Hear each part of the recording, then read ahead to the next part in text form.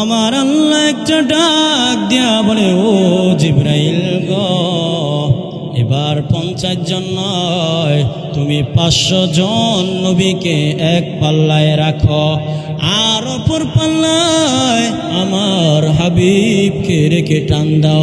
জিবরাইল কয়, গো আল্লাহ, আমি এক পাল্লায় 500 জন নবী রাখলাম, আর অপর পাল্লায় আপনার হাবিবকে রেখে যখন টান দিলাম, আমি টান দিয়ে দেখি গো 500 জন নবীর পাল্লাটা হালকা হইয়া আপনার হাবিবের পাল্লাটা ভারী হয়ে যায়। বলি সুবহানাল্লাহ। এই সুবহানাল্লাহর আওয়াজ দেন না কেন?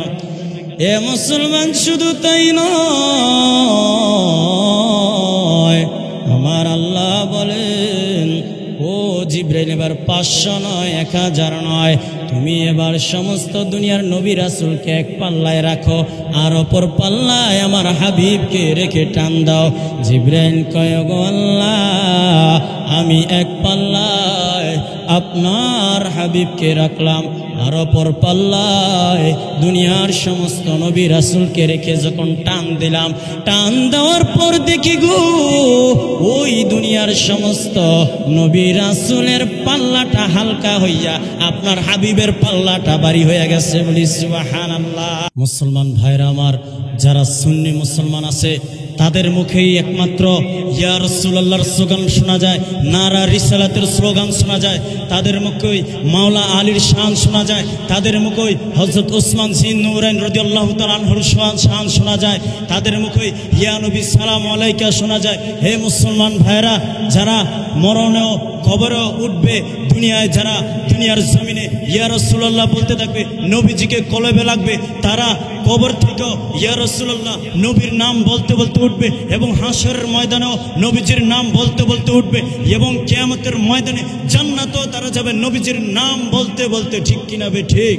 এর জন্য আমার ভাইরা খুব খেয়াল করবেন, এই নবীজিকে যারা একদল লোক আছে আমাদের মতো মানুষ বলে, আমাদের মতো বড় ভাই বলে, ভাইরা আমার, নবীজি আমাদের মতো বড় ভাই না, আমাদের মতো সাধারণ মানুষ নয়। আরে যারা তোমরা নবীজিকে আমাদের মতো মনে করো, আরে তোমাদেরকে আমি বোঝানোর জন্য বলি, তোমরা যখন তোমাদের মুখ থেকে থুতু মোবারক থুতু বের করো, থুতু বের করার কারণে অনেক দুর্গন্ধ বের হয়, আর আমার দয়াল নবীজি কামলিওয়ালা নবী যখন মুখ থেকে থুতু বের করত, থুতু বের করার সাথে সাথে সাহাবে কেরামরা হাত পেতে থাকতো নবীজির থুতু মোবারক তাদের হাতে নেওয়ার জন্য।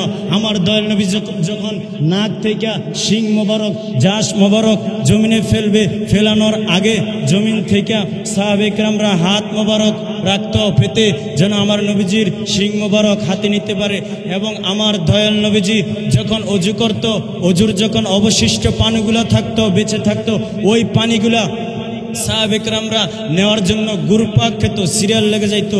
তখন নবীজি, তখন সাহাবীরা প্রশ্ন করে, ও সাহাবীরা, তোমরা কেন নবীজির থুতু মোবারক নিতে আসছো? তোমরা কেন নবীজির শিং মোবারক নিতে এসেছো? তখন সাহাবে কেরামরা জবাব দেয়, ও সাহাবীরা, তোমরা শোনো, আমরা যখন নবীজির থুতু মোবারক এই কারণেই নেই, দুনিয়ার অনেক সুগ্রাণ আমরা দেখেছি, অনেক মেশকাম্বরের চাইতো আমার নবীজির থুতু মোবারক অনেক গ্রাণ বেশি। বলি সুবহানাল্লাহ। এর জন্য আমার ভাইয়েরা, নবীজির দাম অনেক আছে, নবীজির কি অনেক দাম আছে, এগুলো বুঝতে হইব। একবার আমার নবীজি জিবরাইল আলাইহিস সালামকে বলে, ও জিবরাইল, তুমি এক পাল্লায় 50 জন নবী রাখো, অপর পাল্লায় আমার হাবিবকে রেখে টান দাও। তখন জিবরাইল বলে, ও আল্লাহ, আমি এক পাল্লায় আপনার হাবিবকে রেখে অপর পাল্লায় 50 জন নবীকে রেখে যখন টান দেই, ওই পাল্লাটা 50 জন নবীর পাল্লাটা হালকা হইয়া আপনার নবী মুহাম্মদের পাল্লাটা ভারী হয়ে যায়। বলি সুবহানাল্লাহ। এরপর আমার ভাইয়েরা গো, আমার আল্লাহ একটা ডাক দিয়া বলে, ও জিবরাইল গো, এবার 50 জন নয়, তুমি 500 জন নবীকে এক পাল্লায় রাখো, আর অপর পাল্লায় আমার হাবিবকে রেখে টান দাও। জিবরাইল কয়, গো আল্লাহ, আমি এক পাল্লায় 500 জন নবী রাখলাম, আর অপর পাল্লায় আপনার হাবিবকে রেখে যখন টান দিলাম, আমি টান দিয়ে দেখি গো 500 জন নবীর পাল্লাটা হালকা হইয়া আপনার হাবিবের পাল্লাটা ভারী হয়ে যায়। বলি সুবহানাল্লাহ। এই সুবহানাল্লাহর আওয়াজ দেন না কেন? এ মুসলমান, শুধু তাই নয়, আমার আল্লাহ বলেন, ও জিবরাইল, এবার 500 নয়, 1000 নয়, তুমি এবার সমস্ত দুনিয়ার নবী রাসূলকে এক পাল্লায় রাখো, আর অপর পাল্লায় আমার হাবিবকে রেখে টান দাও। জিবরাইল কয়, গো আল্লাহ, আমি এক পাল্লায় আপনার হাবিবকে রাখলাম, আর অপর পাল্লায় দুনিয়ার সমস্ত নবী রাসূলকে রেখে যখন টান দিলাম, টান দেওয়ার পর দেখি গো, ওই দুনিয়ার সমস্ত নবী রাসূলের পাল্লাটা হালকা হইয়া আপনার হাবিবের পাল্লাটা ভারী হয়ে গেছে। বলি সুবহানাল্লাহ। একটা জবানও বন্ধ রাখবেন না, আরো মায়ার সুরে বলুন না, ইয়া রাসূলুল্লাহ। এ মুসলমান ভাইরা, সমস্ত নবীজির পাল্লাটা হালকা হইয়া কি আমার দয়াল নবীজির পাল্লাটা কি ভারী হয়ে গেছে গা। বলি সুবহানাল্লাহ। এ মুসলমান, এই জন্য আমাদেরকে সৃষ্টি করা হয়েছে আখিরাতের বাজার করার জন্য। আর আমরা কিনা দুনিয়ার মুখে পড়ে, রং তামাশায় পড়ে আখিরাতের বাজারের ব্যাগটাকেই হারিয়ে ফেলেছি। এই আখিরাতের বাজারের ব্যাগটা যদি ভর্তি করতে হয়, আমল দিয়ে ভর্তি করতে হয়, তাহলে 5 ওয়াক্ত সালাতের পরে আমার নবীজির দুরূদ শরীফ যদি পড়েন, এই দুরূদ শরীফের বরকতে ব্যবসা বাণিজ্যে, দোকান পাটে, পরিবারের মধ্যে সর্ব জায়গায় আপনার কল্যাণ নিহিত বরকতপূর্ণ হয়ে আখিরাতের বাজারটা ভরে যাবে। আর এই আমল দিয়ে আপনি জান্নাত পর্যন্ত পৌঁছে যেতে পারবেন। ঠিক কিনা বে ঠিক? এজন্য আমার ভাইয়েরা খুব খেয়াল করবেন, আমার এই নবীর পক্ষে কি অবশ্যই থাকার দরকার আছে কি আছে না? যখন আপনার 90 বছর 50 বছর হইব, একদিন অন্ধকার কবরে কি আপনার অবশ্যই যাইতে হবে। আর ওই অন্ধকার কবরে যখন যাইবেন, সবাই আপনাকে বিদায় দিয়ে দিবে। আপনার ছেলে বাবা বলবে না, আত্মীয় স্বজন কেউ আপনাকে আর কি ডাক দিবে না। ওই কঠিন অন্ধকারে যদি আপনি দুনিয়াতে আমার নবীজির পক্ষে থাকেন, ইয়া রাসূলুল্লাহর পক্ষে থাকেন, নবীজির মিলাদের পক্ষে থাকেন, মিলাদের পক্ষে থাকলে, নবীর দুরুদের পক্ষে থাকলে, ইমাম হাসান হোসেনের পক্ষে যদি থাকেন, মাওলা আলী রাদিয়াল্লাহু তাআলা আনহুর পক্ষে যদি আপনি থাকেন, তাহলে আল্লাহ কবরে আসার আগে, আমার দয়াল নবীজি ফেরেশতা আসার আগে, আমার দয়াল নবীজি আপনার কবরে হাজির হয়ে যাবে। বলি সুবহানাল্লাহ। এজন্য নবীজির কোনো তুলনা কি নাই। আল্লাহ পাক বলেন, ওয়ারফা'না লাকা যিকরক, ওয়ারফা'না লাকা যিকরক। ও আল্লাহর হাবিব, ও আমার হাবিব, ও আমার বন্ধু, আপনার সম্মান আমি আল্লাহ পাক অনেক বাড়িয়ে দিছি। বলি সুবহানাল্লাহ। আল্লাহ পাক আমার দয়াল নবীজির সম্মান বাড়াই দিছে, আর আমরা চাই কি করতাম? কমাইতাম। কি করতাম? কমাইতে।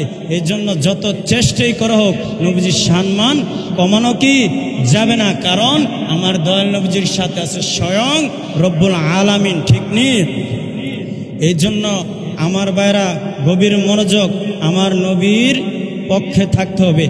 নবীজির চেহারা দেখলই যে জান্নাত পাইলেবেন, এরকম কোনো কথা কি নাই। কারণ আপনার আমার থেকে বেশি আবু জাহেল নবীজির চেহারা দেখছে, চেহারা মোবারক দেখছে। দেখার পরও কি আবু জাহেলের ভিতরে এশকে মুহাব্বত ছিল না? এশকে নবীজির মুহাব্বত ছিল না? আর বেলালের বাড়ি শত শত মাইল দূরে থাকার পরও সে আমার নবীজির কাছে এসেছিল, এশকে মুহাব্বত ছিল, নবীজির প্রেমে পড়েছিল। আর এই নবীজিকে ভালোবাসার কারণেই বেলাল হাবশি জান্নাতি হয়ে গেছে। বলি সুবহানাল্লাহ। এজন্য আমার ভাইরা, আমরা বেশি আলোচনা করব না। আমার কথা ছিল, আমরা নবীজির পক্ষে কি সর্বদা আমাদেরকে কি থাকতে হবে। এই নবীর পক্ষে অবশ্যই থাকতে হবে। কাল কিয়ামতের ময়দানে যখন 12 সূর্যের মুখ আপনার আমার মাথার কাছে থাকবে, তখন আমাদের কোনো উপায় থাকবে না। মাথার মজকগুলা গলে গলে নিচে পড়ে যাবে। তখন আমার হাবিব, আমার দয়াল নবীজি সাজদায় দিয়ে রব্বি হাবিলি উম্মতি, রব্বি হাবিলি উম্মতি করতে থাকবে। তখন আমার আল্লাহ বলবেন, ও হাবিব, ও আমার বন্ধু, আপনি আবু বকরের জন্য কাঁদছেন, আবু বকর তো জান্নাতে আছে। আপনি কি ওমরের জন্য কাঁদতেছেন? ওমর তো জান্নাতে আছে। আপনার হাসান হোসেনে তো জান্নাতে আছে, আপনি কেন কাঁদছেন? তখন আমার নবীজি বলেন, ওগো আল্লাহ, আমি আমার উমরের জন্য কাঁদি না, আমার নাতি হাসান হোসেনের জন্য আমি কাঁদি না। আমি শুধু এই কিয়ামতের ময়দানে কাঁদতেছি আমার গুনাহগার উম্মতের জন্য। যতক্ষণ পর্যন্ত আমার গুনাহগার উম্মতদেরকে মাফ করা না হবে, ততক্ষণ পর্যন্ত আমি সিজদা দিয়ে কাঁদতেই থাকবো, কাঁদতেই থাকবো। বলি সুবহানাল্লাহ। এই জন্য আমার ভাইরা, সর্ব অবস্থায় নবীজির দুরূদ শরীফগুলো পড়তে থাকবেন। সালাতের পর, নামাজের পর আপনি ছোট্ট দুরূদ শরীফ আছে সাল্লাল্লাহু আলাইহি সাল্লাম, সাল্লাল্লাহু আলাইহি সাল্লাম, এই দুরূদ শরীফটাও যদি পড়েন তারপরও কি কাজে আসবে। এটা একটা কি একটা আমল। আর সুন্নি ভাইয়েরা আপনারা নামাজ পড়বেন, আমল করবেন, এই আমার কথা আমি এখানে শেষ করে দিলাম। ওয়াখিরি দাওয়ানা আলহামদুলিল্লাহ।